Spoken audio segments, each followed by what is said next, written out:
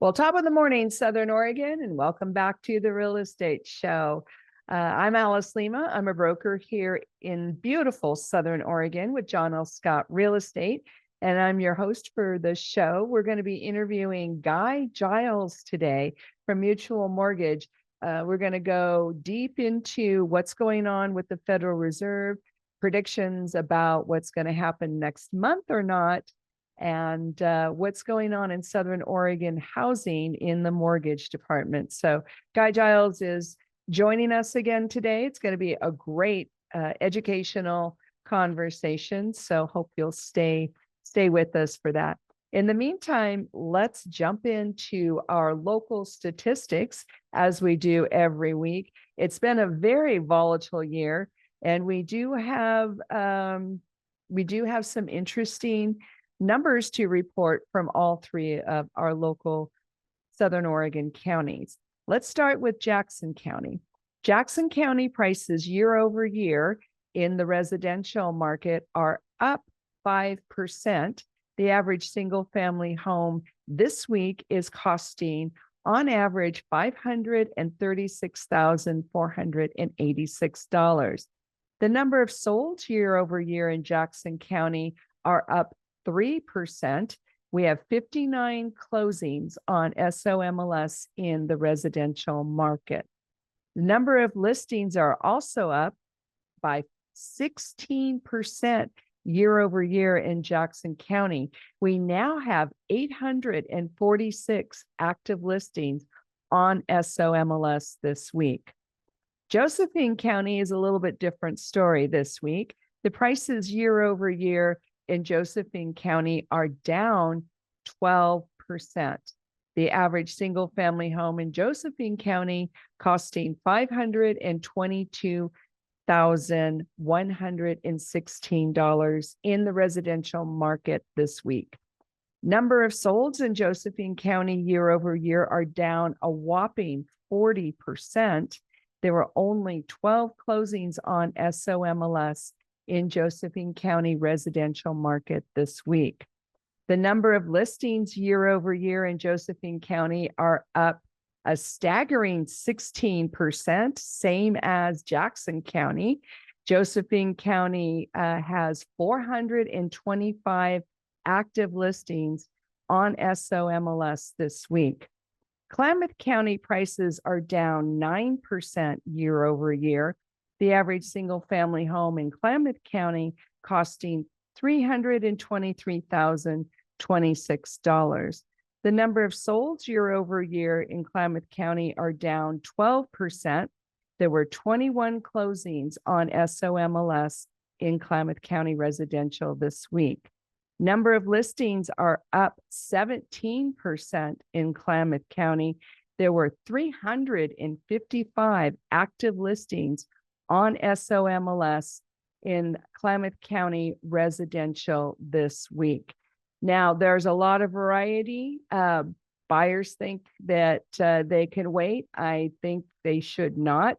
Our market does tend to change for the positive, and we can see some prices are starting to go up here and there over time.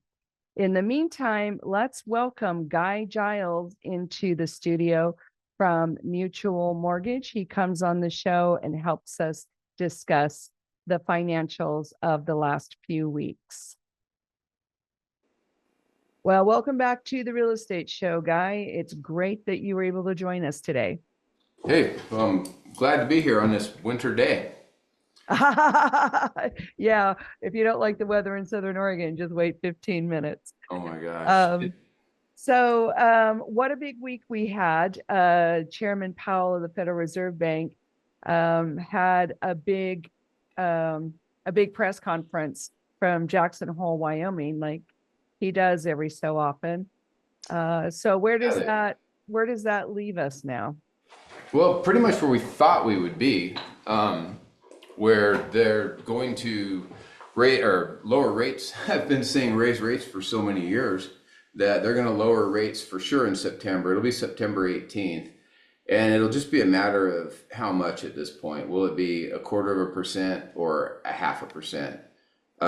It'll probably come down to the unemployment numbers that that come out right before, right before they make their decision. I'm thinking if they're 4.2, 4.1, then they will probably raise, or I'll break that habit really soon. 4.1, 4.2, we're probably at 25 basis point cut. If the unemployment rate is like 4.3 or higher, and these are kind of guesses, just kind of by things I've heard over the years and read, then we'd probably be looking at a 50 basis point cut. But I think at this point, everybody is factoring in about 100 basis points by the end of the year. So That's a lot. well, they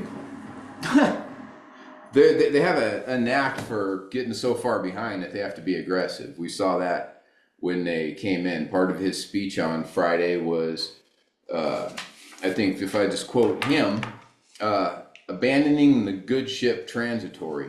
Oh, yeah, that was funny. Yeah, well, it's funny. They were the only ones that were ever on the good ship transitory. The rest of us, we're really hoping that they get a little more aggressive a little sooner. They have also admitted that they waited too long to raise rates, but we've been living in negative land for a few years now, so or at least we're going somewhere positive. I do want people to understand, that inflation is what they're supposed to be controlling. So in 2001, if we back up in 2001 and you started out with $100, so at the end of or 2021, 2022, inflation was up at about 4.7%. So that $100 now, $100 worth of groceries now costs you $104 a month, or for that year. So if you go into the next year where we're at 8%, it's not just like it's $108. You've already added 4 to it the year It's before. cumulative. Yeah, so now we're at almost $13. So by the end of the last 4 years, we have added over 20% to everything. And just because inflation now is down at 2.5%, that just means it's going up from $121, 2.1%. So it's not like we keep going back to that base. So even though inflation's under control, we have had the highest inflation in 40 years over the last 4 years. So that really explains a lot, because we look at the fuel and the food and housing, and I know they don't always include all of that in all these different economic reports. Yeah, But those of us that are in the trenches day to day, that's where we're experiencing the hurt. That's the pain point. Yeah, and if you're at the supermarket, people, I don't know of anybody that went, man, that was a fun experience lately. So it all does, it all adds in to, what we're dealing with. And I think the sad part about Powell's speech was a lot of it alluded to the pandemic. Was the pandemic a factor? Yes. But, when you shut down a pipeline, so we don't have fuel, it's going to cost more money to ship trucks with goods across the country. Mm-hmm. That's inflationary. When you print money, just and hand it out like they did, then that is inflationary. If you print a bunch of money to pay off everybody's student loans, it might sound great on the surface, but all the people that didn't go to college are the ones paying for the ones that did, and who's ultimately going to pay for it is that person's grandkid, if that person's grandkid can even afford to pay for it. Well, and that's not being political. We're being economic and matter of fact, because it's just a numbers game. And the idea of, I started hearing this week the $25,000 government gift, I guess, for home buyers. So that would be inflationary as well. Yeah, if we would make it easier to lend to those people, for one, if they hadn't made it to where that person, you get $25,000, but then you have to pay your real estate agent's fees, you just lost half of that. So this thing Well, could we're get, still asking, sellers are still contributing to the I, I transaction, know, but but I guess what I'm saying is everything that the government seems to do with housing always hurts the little guy or girl. well, and this is the idea that if we have too much regulation, it hurts the economy in general. That's that's absolutely true. Yeah. So, yeah. I mean, So when, but yeah, I'm sorry. Go no, ahead. no, I was just gonna say, I mean, I don't want to end it on a bad note. We've been at the end of a pretty ugly time for home buyers. We went from a time that was probably even too good to a time that was too bad. So And two extremes. yeah, I like the markets to kind of decide things, and not all together. You have to have a little bit of people stepping in when there's abuses, but I think we're going to go into a little bit better time for home buyers. I don't know that we're going to get much relief on the prices on houses. You could speak to that better than me, but it looks like we are going to finally see some. Anyway, I have a few more numbers to go over after the break, so we can fill a little bit of time till then, because it's going to take me a little too long to get through them. So, Okay, well, we can start that conversation in the next segment. But it was really great for us to hear Chairman Powell say that he's finally going to pull the trigger. yes. So, Um, let's get ready to say thank you to our sponsors, Guy Giles, Mutual Mortgage, John L. Scott, Ashland and Medford, and our local Rogue Valley Association of Realtors. Thank you to all of you guys for bringing the real estate show to the airwaves every week. We'll be right back. Don't go away. Well, welcome back, Southern Oregon, to the Real Estate Show. I'm Alice Lima, broker here in beautiful Southern Oregon with John L. Scott Real Estate. And we're interviewing Guy Giles Mutual Mortgage today because we just had a big announcement from the Federal Reserve Bank Chairman Powell yesterday. It's something we were waiting for, but I think I bet you lunch that they weren't going to lower rates, didn't I? yes, I know exactly what I'm going to have. It'll be it'll be fun. But yeah, So, they're gonna what they oh no, haven't done go it for it. yet, so I haven't completely won the bet yet, but we'll see. So it's literally going to come down to 25 basis points or 50 basis points. So meaning 1/4% or 0.5%. So that should directly come off your credit cards. It should come off your car loans. Should come off your home equity lines of credit.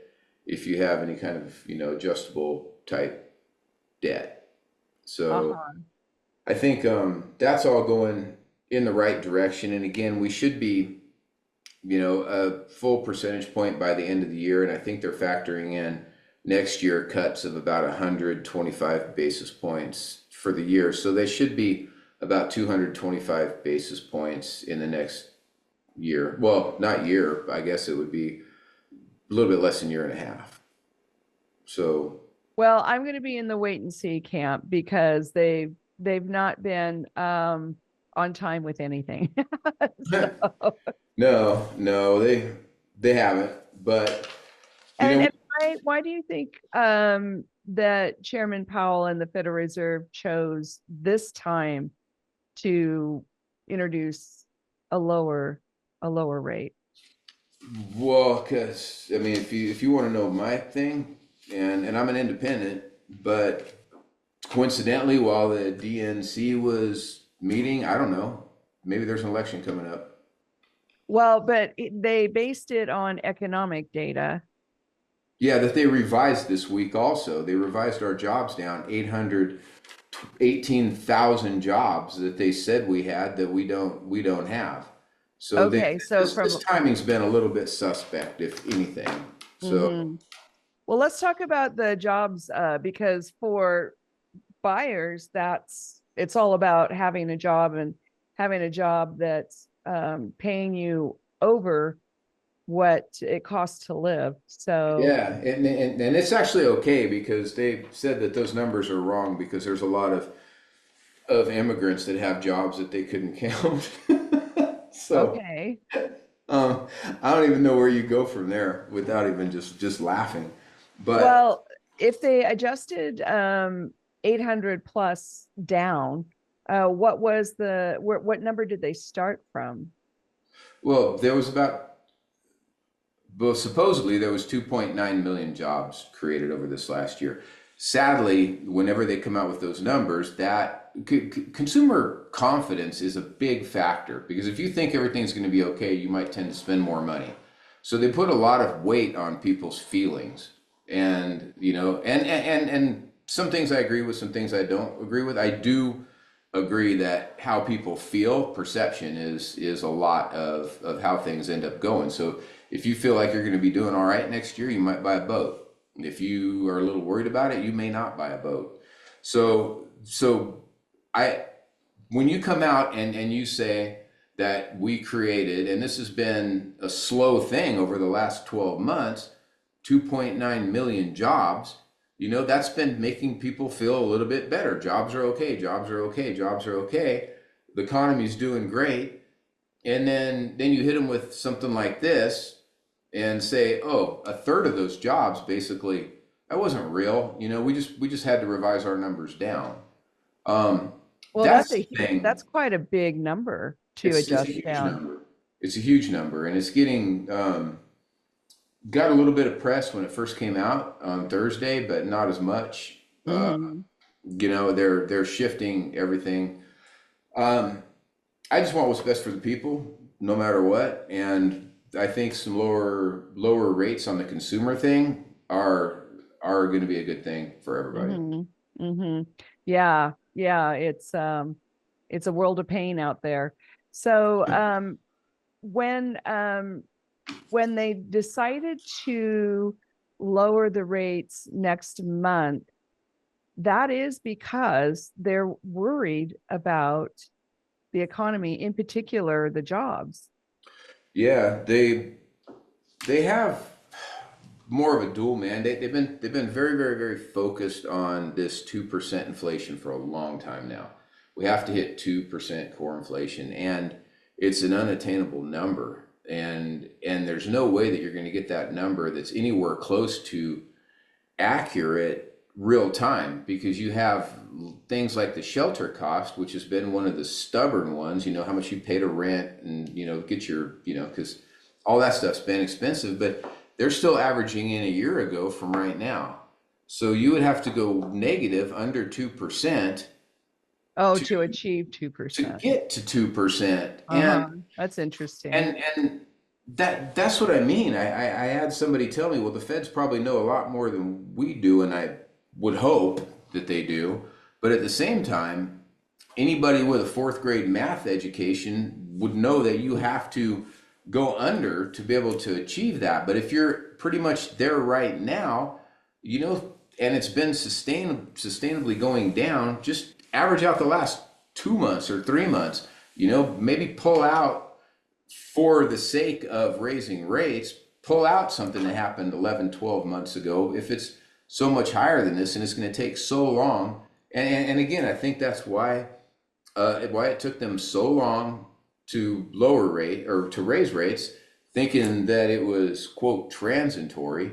Um, and anyway, they've made the same mistake this way. This should have been already happening months and months ago, but it'll be now, and can't really change that at this point. Well, and don't you think that the digitalization of all of the financial markets and real estate and mortgages, having all that happen in the last few years, it catches us by surprise how quickly or not quickly things can happen. And if you're looking at old procedures to be judging our new markets, then I agree they should take out the last, maybe quarter, and not judge their decisions on a full 12 months worth of analysis, but maybe 9 months. And I'm no Well, I'm no economist, but that would no, slow and people down. well, and I think that's what's been driving everybody crazy. You couple that with, I think everybody's familiar with ADP. I've definitely worked for places that use them as a payroll, and frankly, my company does that right now. It seems to be a little bit more real time look at That's what's the actually word, going real on. time. Yeah, real Yeah. time analysis. And So no, what are the ADP reports saying? well, they've consistently been a lot lower on all of the jobs that were created and all the people that are getting paid. This BLS, which sounds a whole lot like some And what other does that stand acronym, for? the Bureau of Labor Statistics. Okay. That's the one that was just revised over $800,000 or 800,000 jobs. Um, so at some point, yeah, they do need to reconcile with each other, but but to have such discrepancies happening every month, and I've been crying about it. If you listen back on the shows for a long time, and saying they'll reconcile at some point. If it takes an election to make it reconcile, whatever. We just need some real data so that we can get back to what we're supposed to be doing. And So how long is the ADP, how long have those reports been low? it's been a couple of years now.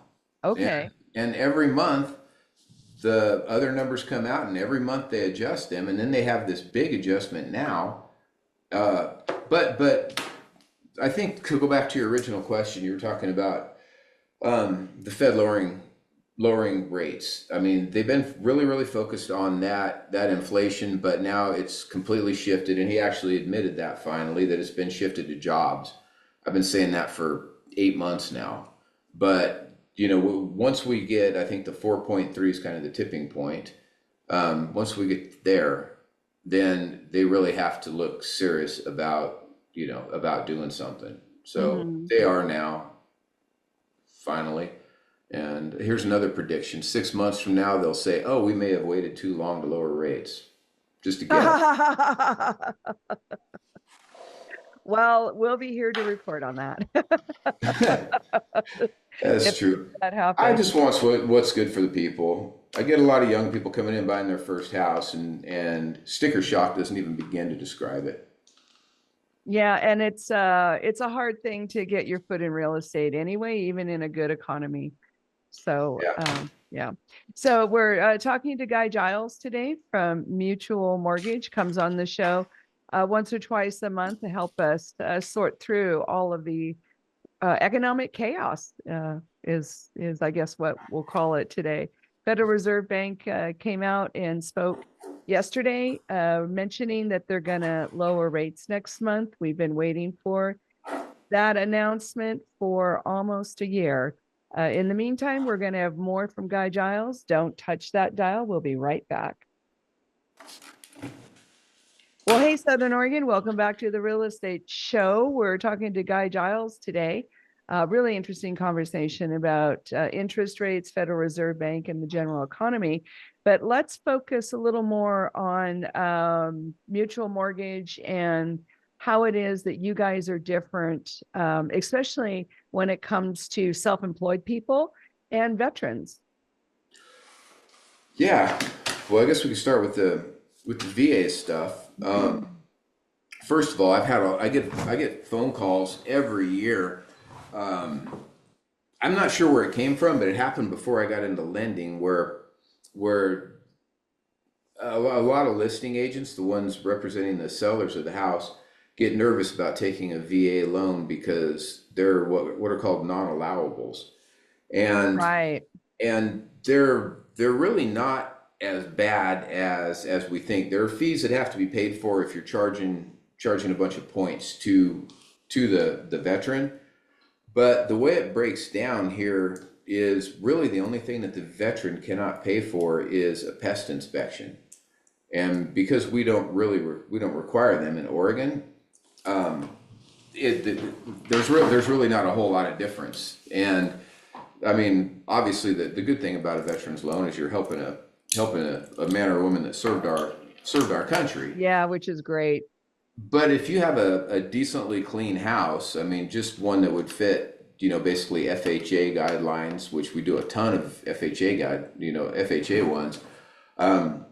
The people should be fine to, you shouldn't have issues with your house, and there are not extra fees that you have to pay. And usually that's the reluctance to people accepting offers from them. Actually, in the really busy time, I was doing probably 80% VA loans for a while. Wow. I don't know when I became the VA guy. I don't feel like that right now, but I was doing a ton of them, and we do have a lot of veterans here. Um, the appraisals were backed up so bad when we were really busy, and the appraisals or the VA has a turn time where they have to have the appraisers turn in the appraisal within 20 days. So it might seem like a long time right now with our turn times, but if things get really busy again, the VA will be attractive just to get an appraisal back faster. Well, and again, that's the digitalization of all of these financial industries. Yeah, AI, who knows where this thing will land. I'm sure that they'll come up with a way better looking avatar than me when they finally go all computer. Well, But and sometimes the lender will waive a appraisal. Does that happen in the veteran program? I haven't seen it a lot in the VA, but I just got one yesterday for a purchase on a regular one. So, I mean, a lot of times it just really has to do with how many houses have been selling in a neighborhood, when that house was selling, as far as if it'll spit out an automated value. Oh, okay. So it just depends. Sometimes I'm surprised when I get one, and sometimes I'm surprised when I don't. Uh-huh. But we've definitely been seeing a lot of it kind of tracking in that direction. So Mm-hmm. Mm-hmm. that's always nice. And I've actually had people that have had the appraisal waived and they decided to do one anyway because Oh, I didn't they know just you could climbed do the that. fence. Oh yeah, Okay. yeah. So um, I think if there's anything to kind of watch out for on veterans loans, I guess the first thing would be it it can be pretty cheap if you have any service connected disabilities. The rates are going to be a little bit better than the regular rates. You're not going to get charged their upfront fee. But if you've bought a couple of houses and you have used your VA in the past, you could be paying up to 3.3% as a fee just for the I don't know, I guess the just to be able to do a VA alone. I've never really agreed with the fact that you have to have service connect disability in order to not have to pay a fee. I think serving should be enough, but some Yeah, greedy that's person quite in a bit, Washington. actually. It is. I mean, I've actually had people that fee is so high that we just use that rate to buy, or that fee to buy down the rate and on a conventional if they have a down payment. Again, one of the great things about a VA loan is you get 100% financing with no mortgage insurance. But if you have, a lot of veterans just want that lower rate and do have a down payment. So if they do that and they don't have any service connect disability, I've used, the points to just buy their rate way down, and they end up with a better deal on a conventional loan than they did with a VA.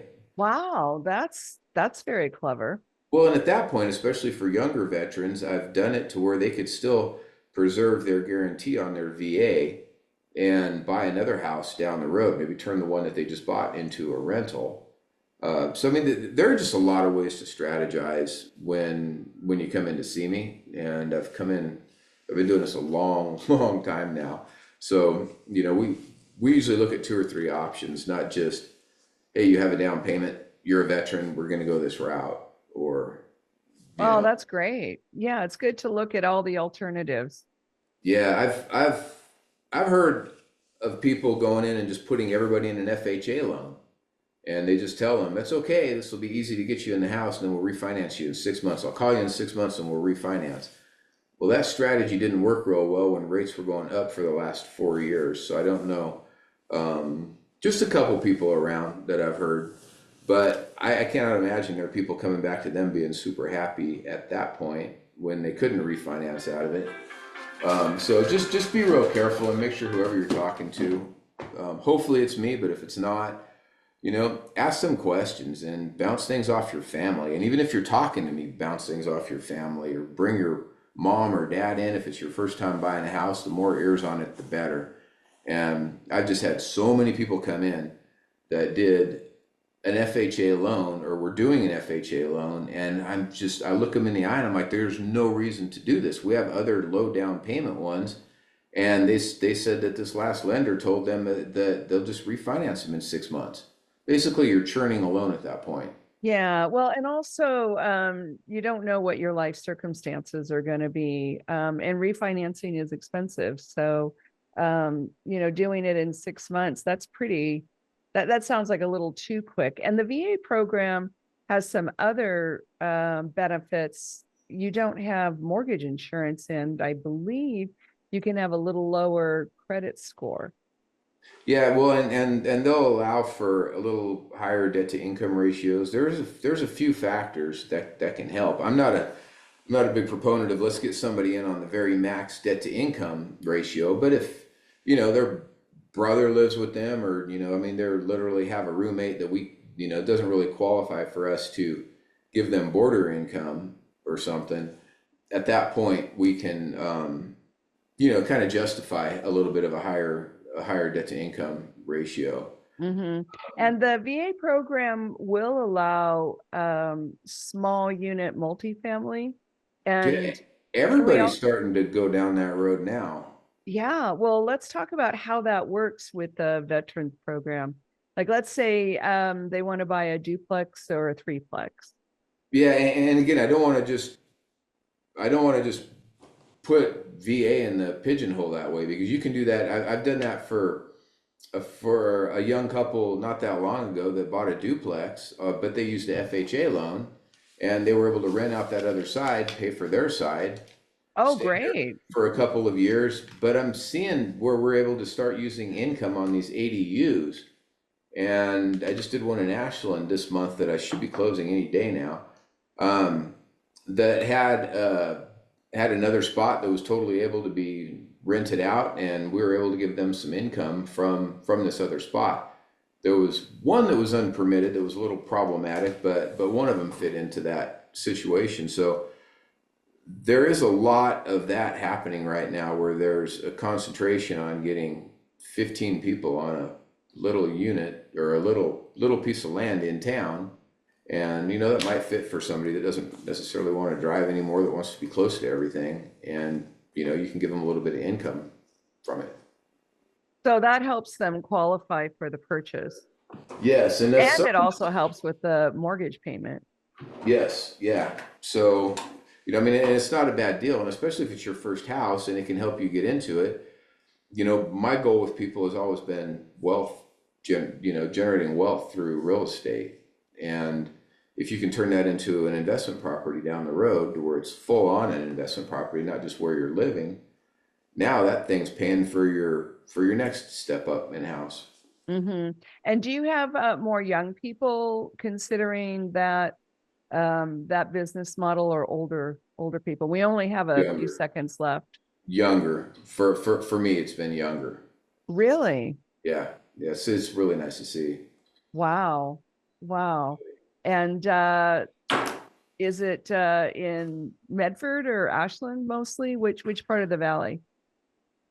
I think mostly in Medford. Ashland's been almost cost prohibitive lately, but Oh, right, that more but expensive. that one that I just did happened to be in Ashland, the one I spoke to you a minute ago about giving them some credit from some income from there. So Hmm.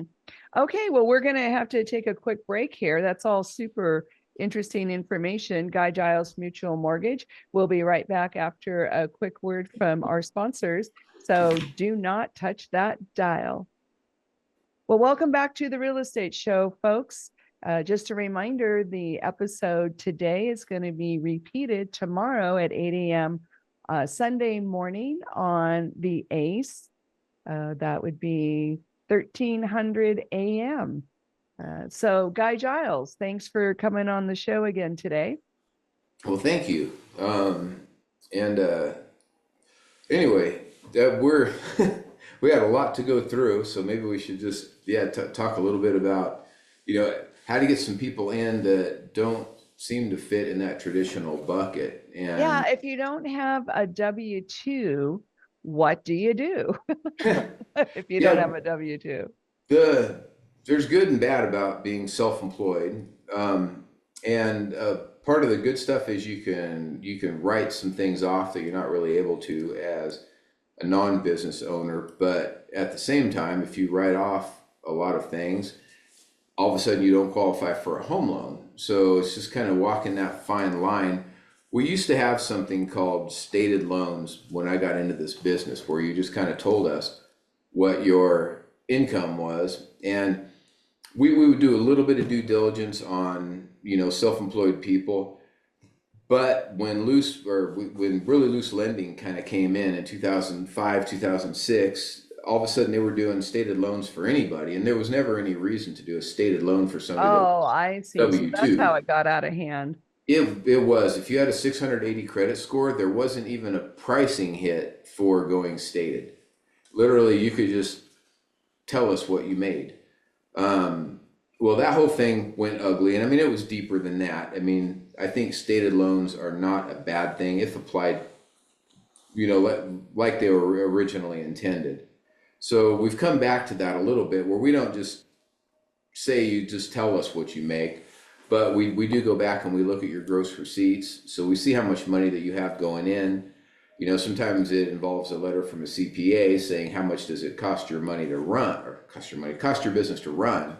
So, we look into it a little bit deeper than just what's called a stated loan. So we have these bank statement loans that we can take some money out for operating expenses, assume that you still have enough money to pay your mortgage, and get you approved that way. So I've done that quite a bit, and we're actually doing that in-house now. I don't know of any other lender in town. Oh, that's great. I try to check around a little bit, and I literally can't find one that's doing it in-house. So that means that we have full control over underwriting and the process. A lot of times if you're dealing with brokering loans, you lose so much control of it. You can't close on time. You can't, you might, but at the end of the day, it's just giving up a lot of what we really rely on here, which is having our operations people that are really well trained and understand the programs, getting them through fast. So we're doing that in-house, and we're also doing bank statement loans, or pardon me, DSCR loans. I looked at my wrong note. And the DSCR loans are basically where an investment property will stand on its own. So you put in 25% down, and your payments $1,700 a month, and you're getting $2,400 a month in rent. We can see that thing pays for itself. Oh, So there you go. so we're not necessarily beating up the borrower over, and it could be a well qualified borrower, but they just don't want all the hassle of everything, and they know that this loan, if it's a person that really likes to buy investment properties for whatever reason, can get in, and again, the place just kind of stands on its own. So just a lot less documentation. So that's a couple of options for people that are self-employed that still want to buy a house, or somebody that wants to buy investment properties that doesn't want to just get beat up for months trying to get pre-qualified to do it. So the idea is then that the buildings can pay for themselves, so that's less of an impact on, so the lender feels better about it. Yeah, whoever's investing in that loan, they want to make sure they'll get paid back, and that's why they said we want to see your pay stubs, we want to see everything. But this kind of takes the place of that, because worst case scenario, the person walks away from it, the bank still has good equity in it, and they know that it's going to pay for itself every month. Not our goal to become landlords or anything, but then at least you have something that you can sell and recuperate your money from, and get out from under it. But people that are going to come in with 20-25% typically aren't just going to walk away from a project. So right. It's not bad lending at all. Like we've had a history of doing. So well, it's way different since the crash, for sure. So the idea is that if you're self-employed, then you are assuming you are deducting everything you can from your taxes, so that you don't pay taxes as much, and then that makes you look financially weak when you go to buy real estate. Is that the idea? Yep. Yeah, exactly. And I mean, and it could be that you're investing in your company, not necessarily that you're just taking a whole bunch of money out of it and becoming this sleazy person that never pays taxes. Um, let's face it, sometimes we can spend our money a little bit better than the government. So if those advantages are in there, government's the one that gave us those advantages, so we might as well take care of, or, take advantage of them. Well, and the IRS laws support reinvesting in your business and giving you deductions. Yeah. So I, I do have one other thing that's kind of gained traction that I never thought would, is these manufactured houses in parks. We've only had one credit union in town that's been the only game for it, and I actually went up against them yesterday on one of these manufactured houses in the parks, and we beat them by over half a percentage point to rate. oh, are you doing So those kind of loans? we are now, yeah. Oh, wow. So I did one kind of as a favor when we first got them, and then now I've gotten 2 or 3 phone calls, and it's not our niche or our specialty, but we're really good at doing them, and apparently a whole lot faster than the credit union. Yeah, So, that's a whole nother yeah. conversation. So, what is your criteria? Do you have a specific amount down? Yeah, you're gonna love this. I have my business partner. She's been dealing with all of these. So if we really want to get into guidelines and things, because there's credit score, there's different factors. I haven't dove into the program. She did it so well the first time. I've had her handle the second 3 of them. Yeah. Do you know So what the down payment requirements are? I could text somebody. By then we'll be off air. Okay, no You know problem. what though? I should know that. So I will know that by the time I'm off this program.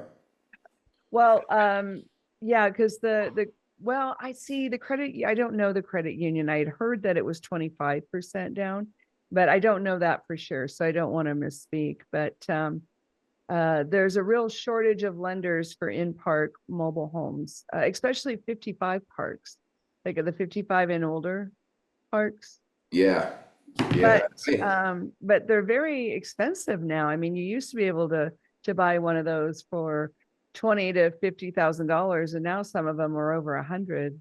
I've seen them 180 up to 220. I mean, it's amazing. I just think if you're gonna go down, we can do as little as 5%. Told you she was good. I texted her just now. Wow. So the one thing to watch out for, and it's only because I've heard things over the years, is people will call me that they want to buy a stick-built house that they've been in a park for a while because the rents go up. Mm-hmm. And rent's going to go up wherever, but I'm talking about the space rent Yeah. in the park. So that is the one complaint that I have heard in the past. But sometimes it's just a really good way to get into frankly, a nice house. I mean, I remember my first house was a single wide that had the axles still on it, Oh, and wow. it was terrible. It's like literally everything you would think bad about those things. That was our house that we had 2 kids born in that tiny little thing. Oh, wow. Um, it's they've come a long, long way. They're, Mm-hmm. the modular houses, the manufactured houses, the ones in the park are light years away from even the 70s house that I had lived in and my kids grew up in once we were able to afford a house in town. Those things are nicer than that old house was all day long. Well, and I noticed driving down Highway 62 yesterday that Clayton Homes is now selling ADU versions of manufactured housing. I will literally be looking at one today for the Hillcrest property because I have a Yeah, so spot on and I there. didn't I've have been time to stop. And actually one of my friends works there, but so in just the few seconds we have left, how about you throw out your phone number so people can get a hold of you? Yeah, it's 541-944-6987. If you want, you can get online, look at my reviews. I have like 150 good ones somehow, but Okay, well, Guy Giles, thank you so much for being on the show again today, especially since Chairman Powell did his press announcement for the Federal Reserve. We'll have you back in a few weeks. sounds good. Thank you very, very much. So that's all for today, folks. Thanks for joining us. Special thanks to John L. Scott, Ashland and Medford, Guy Giles Mutual Mortgage, and our local Rogue Valley Association of Realtors. Have a great weekend. Okay, thank you.